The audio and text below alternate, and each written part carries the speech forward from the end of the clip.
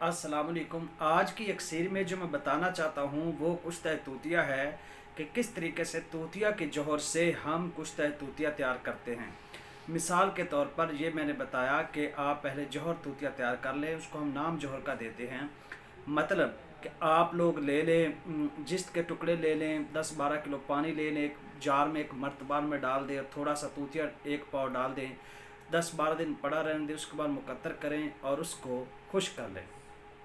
खुश्क करने के बाद वो साल्ट आपके पास आ जाएगा, यानी एक पाउडर सा आपके पास आ जाएगा।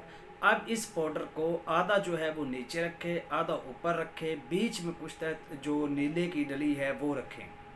अब वो नीले की डली 10 ग्राम की भी हो सकती है, 12 की भी हो सकती है, ठीक है, ये मतवाजन है।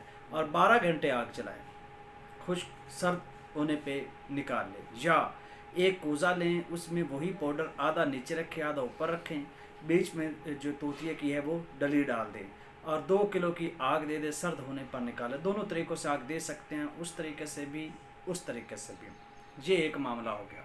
सर्द होने पे निकालेंगे, जो तूतिया होगा वो बरंग सफ़ेद होगा।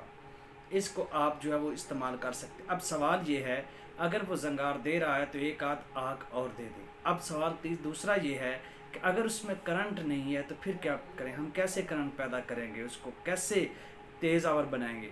तो अरिंड के पत्तों में उसको खरल करके, उस साल्ट को अरिंड के पत्तों में खरल करके आधा नीचे रखे, आधा ऊपर रखे, बीच में तूतिया रखेंगे तो ये अब जो तूतिया निकलेगा आग देने के बाद ये करंट वाला होगा।